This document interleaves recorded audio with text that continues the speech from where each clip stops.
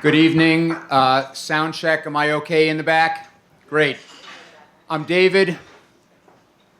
After my wife died, I was talking with my grief counselor, and we were initially discussing my children who were struggling and how I could help them. The grief counselor wanted to hear about me, how I was doing. So she segued the conversation by throwing me a curveball. She said to me, "Have you thought about dating?" I was, whoa! She repeats the question, and I thought about it, and I said to her, "I want to get laid." She said to me, "I hear that a lot." And I hadn't thought about it for a grief counselor. When you're sick and you're dying, there's not a lot of sex going on. So she gives me advice.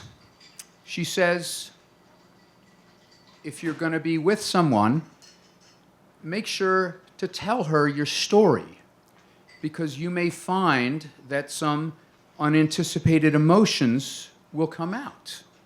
Good advice. She says to me, get some condoms. I'd been with my wife almost 30 years. Hadn't used them. She says to me, practice with them. You don't want to be in the midst of the action and sort of fumbling because you're not, proficient. She says to me, if you're going to be with someone, take her to a hotel. Don't go to your house. Good advice. She says to me, if you do end up at your house, make sure that the picture of your wife is off of your dresser. Good advice. All right. So I'm going to do this, and I'm going to get some condoms. I'm not going to the drugstore, because I have no idea what I'm doing, and I need some professional guidance. For those of you who are local, you may remember before the pandemic, not far away on Market Street between Front and Second was an adult boutique. I live in the neighborhood, so I go there. I tell the woman my story. I'm a middle-aged guy. I'm a widower. I'm going to start dating. I need some condoms. I have no idea what I'm doing. Please help me. She takes me to the condom display, and says, what do you prefer? And I said, I have no idea. That's why I'm talking to you. It was a useless visit. So I need to figure out what I'm going to do. I went sometime afterwards to New York for a weekend to go to theater, see friends, what have you. And I took the opportunity to go to a boutique adult store in Greenwich Village. This was the kind of boutique where a middle-aged Jewish suburban mom could go and feel comfortable buying her vibrator. So I go, and I tell the saleswoman my story, who's a young, attractive woman. And I say, same thing, middle-aged guy, recently widowed, going to start dating, need some condoms, no idea what I'm doing. She takes me over to the condom wall. She knows her product. She's walking me through the different models, the different configurations. Great. I buy a sampler pack.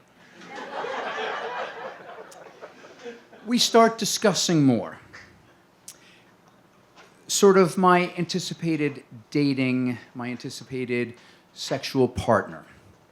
And during this discussion, I mentioned that, I'm interested in an appropriate woman. I'm not going to date, a 25-year-old Pilates instructor. Please, God, maybe once. All right. So this could be, I'm a middle-aged guy. This could be postmenopausal women. So she takes me over to the lubricant counter. We look at product, we get product. Well, we're discussing this. She lets drop some Yiddish words. I said, oh, Are you Jewish? What's your story? So she's 28 years old. She's in graduate school getting a master's degree in social work, and she's working this job to pay the bills. And I'm thinking, good for you. Well, we go on, and she now takes me to the book section and, dating for middle-aged clueless guys. Fine. So we get that. We're checking out at the cash register. The conversation changes. I get weird vibes. And I said to her, are you flirting with me? She dodged the question, but the answer was yes. And I'm thinking to myself, why not?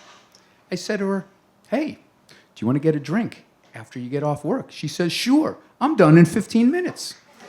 And I'm thinking, oh my God, this is not outside of my life. So I tell her to meet me in the front. I find a nice bar next door. We go there. We're sitting at the bar. My purchases are below the bar.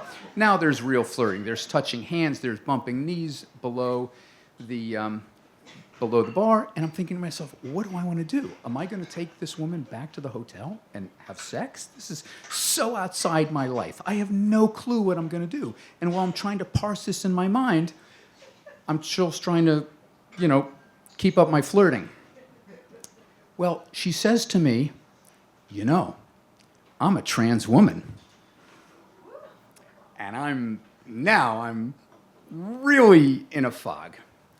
Well, the next line out of my mouth I never thought I would utter, which was, do you have a penis? And the answer was yes, but it's a small one. That made my decision easy. No. We chatted for a little while longer about how this worked. We parted with a hug, and that's my story about family.